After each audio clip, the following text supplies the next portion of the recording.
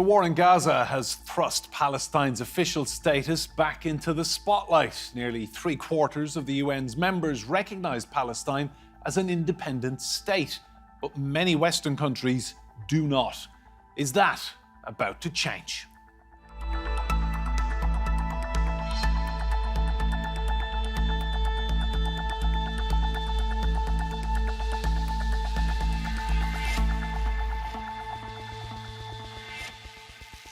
Hello and welcome to Roundtable. I'm Enda Brady. European nations sympathetic to Palestine and horrified by the loss of life there are leading the charge to recognise Palestinian sovereignty. Is the dream of so many displaced people close to finally becoming a reality? Ireland and Spain are two of Europe's most pro-Palestinian countries. Since the war started, their citizens have week in, week out shown solidarity. And there's also support at the highest levels of government. Spain, ladies and gentlemen, is prepared to recognise the Palestinian state. Spain and Ireland have long taken a special interest in the region, and I know we are both strongly committed to the vision of a two-state solution. There are reports the two countries, along with Slovenia and Malta, could recognise Palestinian statehood by the end of May. Palestine is recognized as a sovereign state by 143 of the 193 UN members. It has been a General Assembly non-member observer since 2012. This puts America at odds with the majority. A vote in April over the issue of allowing Palestine to formally join the UN was vetoed by the United States. This vote does not reflect opposition to Palestinian statehood, but instead is an acknowledgement that it will only come from direct negotiations between the parties. To Washington, they don't deserve to have their own state. They are only an obstacle to the realization of Israel's interests. The atrocities in Gaza have softened attitudes towards recognizing Palestinian statehood. The move would give Palestine a surer footing on the global stage, allowing it to advocate for its own interests. So how will Israel's allies deal with this shift in the status quo? Well, let's meet our guests. Joining us from Connecticut in the United States is Faisal Saleh. He's the Executive Director of the Palestine Museum, US. Daniel Levy is President of the US Middle East Project and a former negotiator for Israel. He joins us from London. And I'm delighted to say here with me in the studio is Kamal Hawash. He's a Palestinian academic and political analyst. Gentlemen, you're all very welcome to Roundtable. I'll come to you first, Kamal. Ireland, Spain, Slovenia, Malta, this list is growing. Yes, absolutely.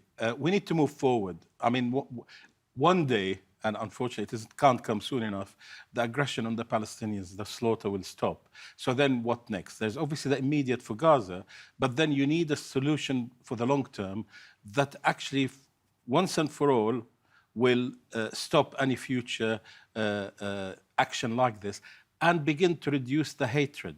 Because I think one of the worst things at the moment is that you watch settlers taking aid of trucks and destroying it. The level of hatred is high.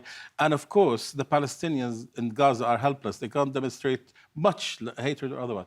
So I think it's important we begin to move forward.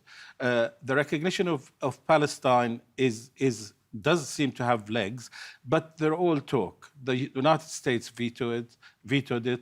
David Cameron here at one stage said that was the way forward. He said nothing since, except he's going to continue to arm Israel. So it is important we move beyond Gaza for the benefit of the children who survived Gaza and those in the West Bank as well. Daniel, Israel has described recognition of Palestine as a, quote, prize for terrorism. That's quite a take on this, isn't it? Well, it's an Israeli governmental official take. We've seen the nothing short of clownish, insulting behavior of the Israeli ambassador at the United Nations in New York. I don't think he or the country cloak themselves in glory.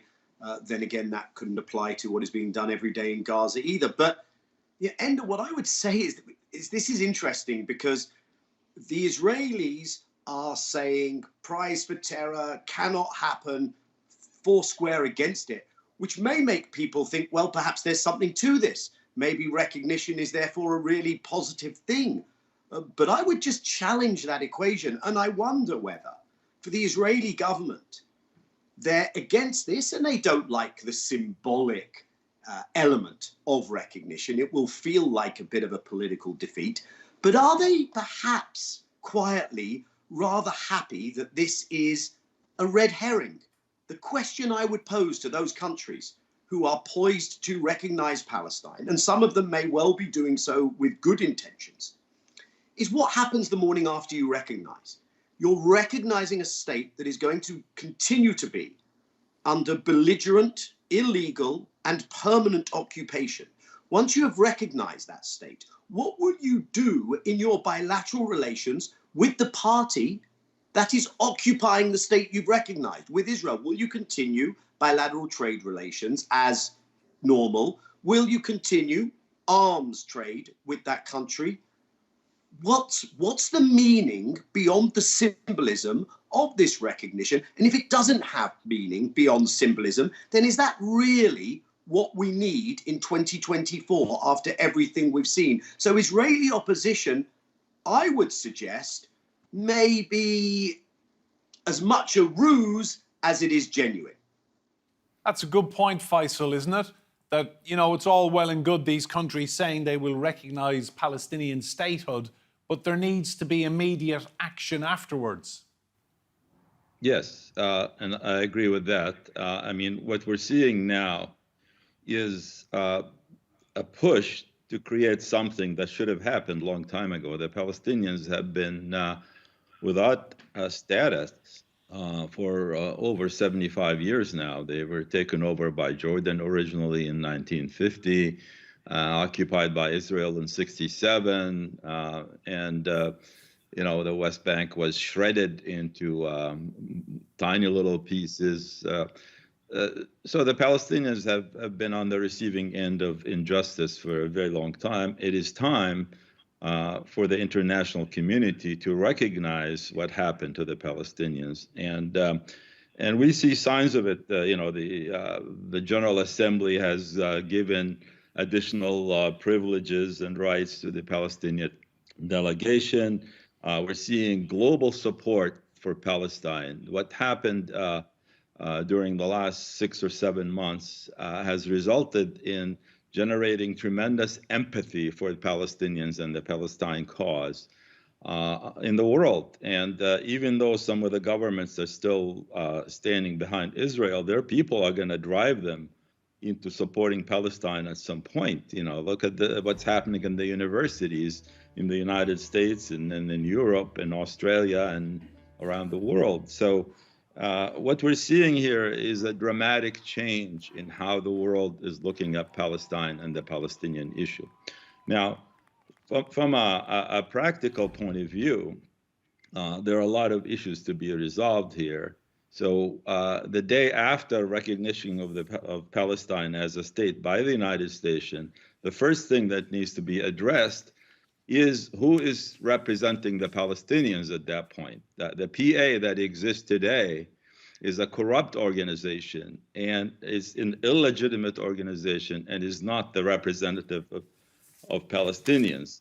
And that's going to be the biggest issue to deal with. So, well, Israelis are becoming more skeptical of a two-state solution. Some research from Pew Research in 2023 found that only 35% of Israelis believe a way can be found for Israel and an independent Palestinian state to coexist peacefully. Now, that's a decline of 9% since 2017 and a decline of 15% since 2013. Kamal, can Israel and Palestine, two-state solution, can they coexist peacefully? Well, I now realize that we have to separate the people from the political solution. What I mean by that is no one should be calling for any transfer of people out of historic Palestine. And once you start from that basis, the political solution should be dealing with how we produce a solution that allows that to happen. Because if you say one-state solution, you want to destroy Israel. No. The idea is you start by actually acknowledging that people are on the land and finding a solution for them. So I think that is the coexistence. One state, two state. Look, anyone who goes and visits the West Bank, obviously Gaza, East Jerusalem with the settlement expanding, will know, I've seen it for myself, that what's called the two-state solution is just now a mirage. It is not possible to happen. How can it happen when there are nearly 700,000 settlers in the West Bank and maybe approaching 1 million soon? And they are some of the most violent, some of them, of course, not all of them, in historic Palestine. So there needs to be a regrowth, if you like, of the peace camp, looking at everyone's rights. And of course, Israel says it's got to be a Jewish state, but clearly that is not going to bring peace, because they say this has to be a Jewish state and the settlers must stay. That is no recipe for moving forward. Daniel, do you think the whole Gaza war has really backfired on Netanyahu and Israel? Because more than ever, people are talking about Palestine, Palestinian causes, the Palestinian people, and a two-state solution. And ultimately, more and more countries are now recognizing Palestine. Well, I think that what you've seen, and this is what asymmetric struggle is often all about, is that one leverages the power of the occupying party against itself.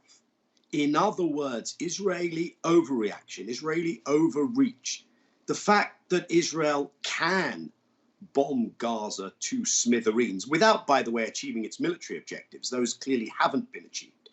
The fact that it can, and it now has, is of course just creating more vulnerabilities, more loss of reputational, moral, legal, economic, political equities for Israel. So I think not only the failure of intelligence, the failure of political imagination before and on October 7th, but the way Israel has conducted itself ever since is, for Israel, a very significant strategic defeat. However, in the context of that defeat, the ability to keep people within this narrow paradigm of thinking of two states could be the success, if you want, of the Israeli side, the Israeli-American Western approach. Because let's be very clear, when you now have more talk of two states, what most people actually mean practically when we say two states is something that is very, very far from a Palestinian state that will deliver genuine sovereignty. What is on the table, let's be honest, we've had the very clear, detailed designation of Israel committing the crime of an apartheid. That's been made by many states, by Palestinians, of course, by Israeli human rights groups, Human Rights Watch, Amnesty. And what is actually on the table is the corollary to that apartheid reality, namely not a state, but a Bantustan.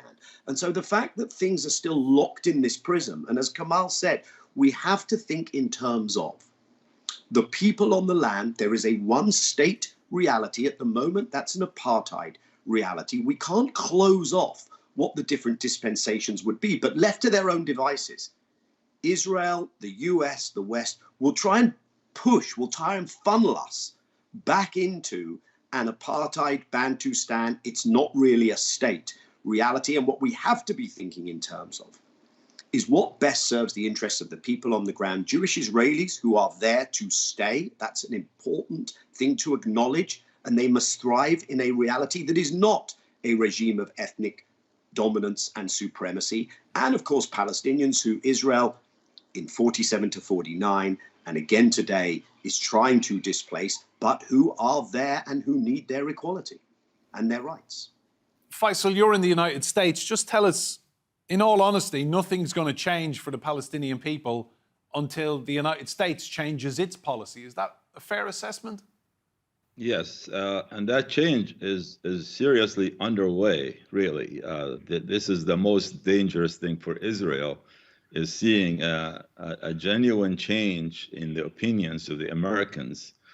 We see an increasing segment of the Jewish community standing up against Israel and its acts. along other people around the world.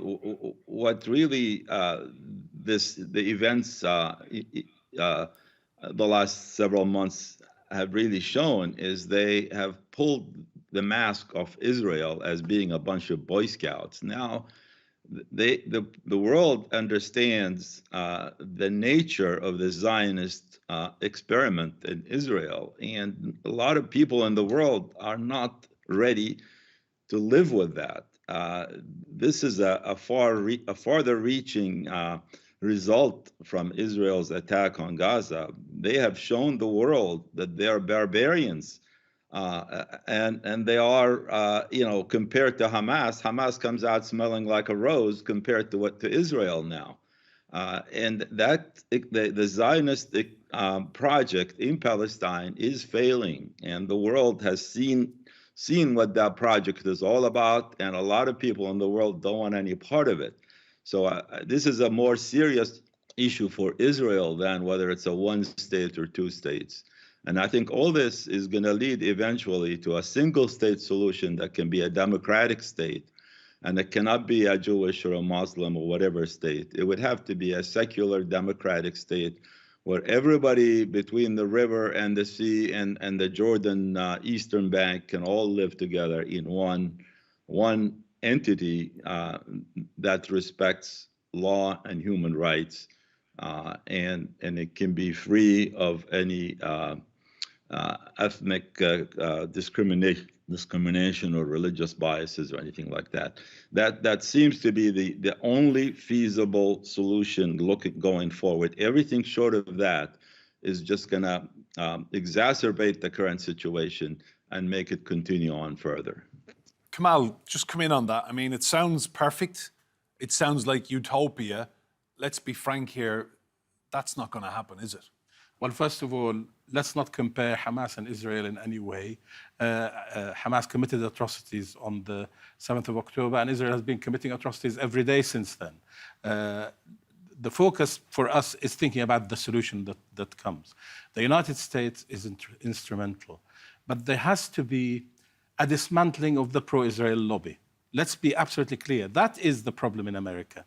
The American people, the students have come out, they'll continue to come out.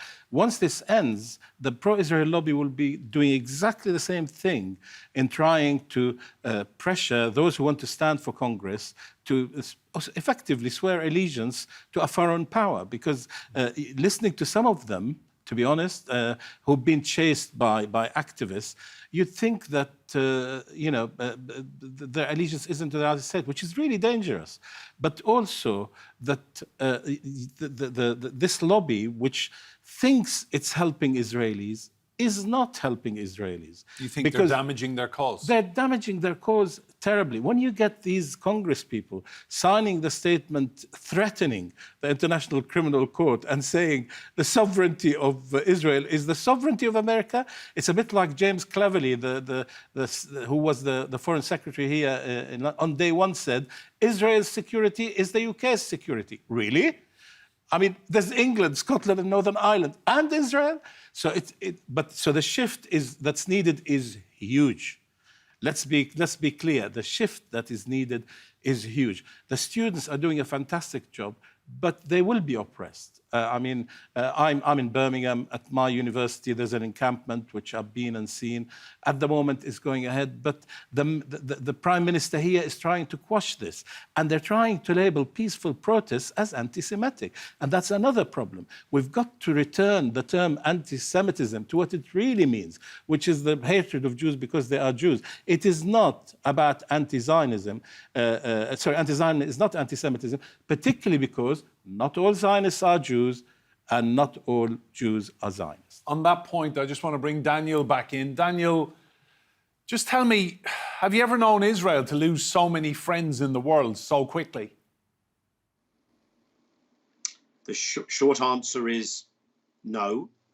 I would caution against the assumption that there is not a considerable, residual, but considerable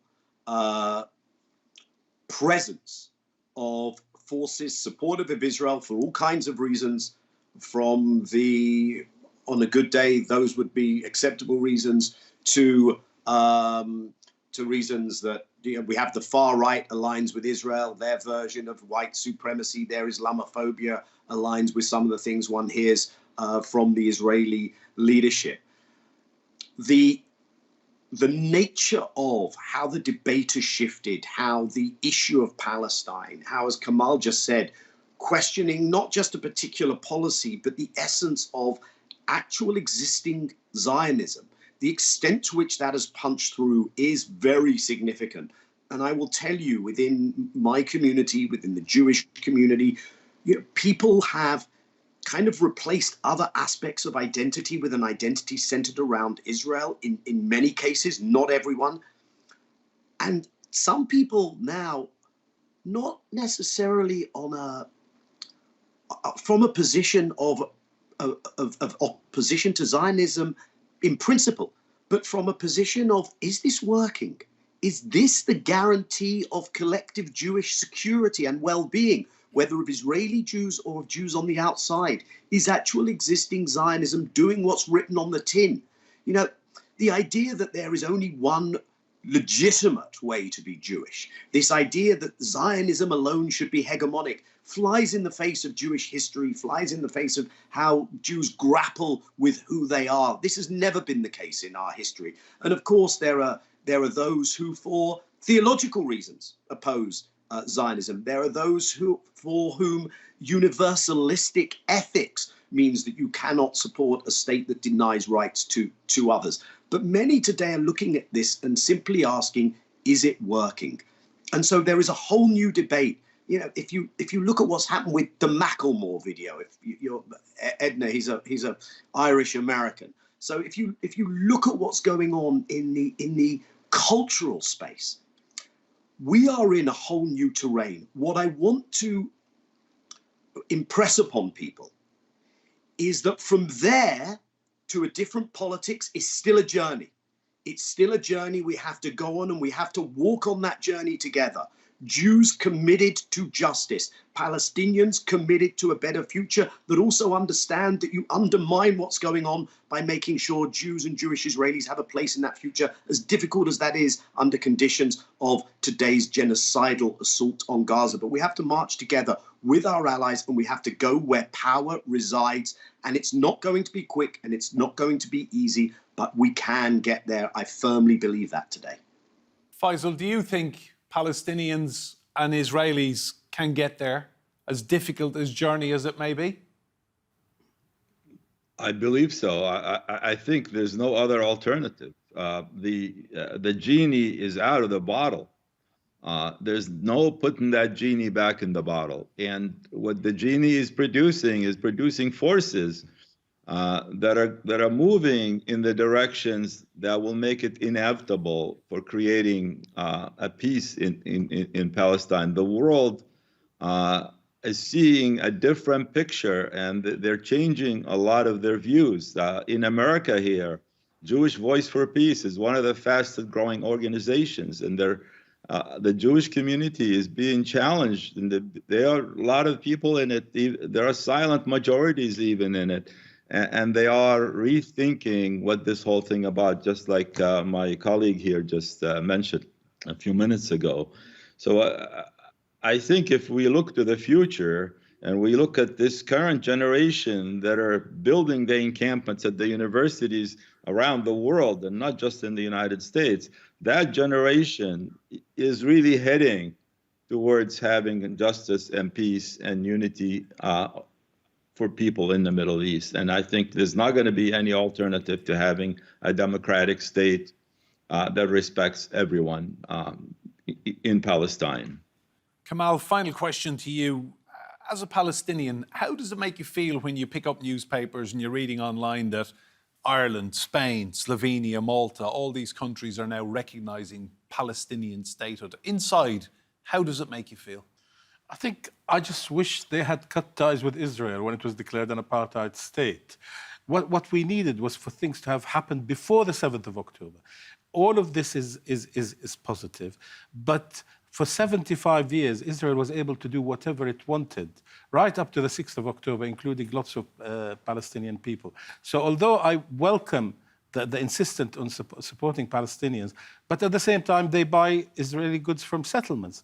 That has to stop as well. So I think what is needed now is a recognition of the atrocities that Israel has committed, that there should be sanctions on Israel.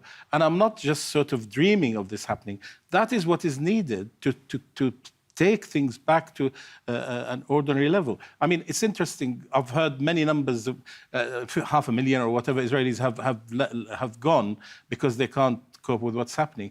That also means they're leaving the extremists back there rather than the extremists leaving, because they seem to think it's a biblical connection rather than this is where we live. We want to live in peace with other people. Kamal, Daniel and Faisal, the clock has beaten us. Thank you all so much. Remember, you can see more discussion and debate on our YouTube channel. Just search for Roundtable TRT World, and if you like what you see there, please do hit that subscribe button. But for now, from me and Brady and all of the team here, goodbye and thank you for watching.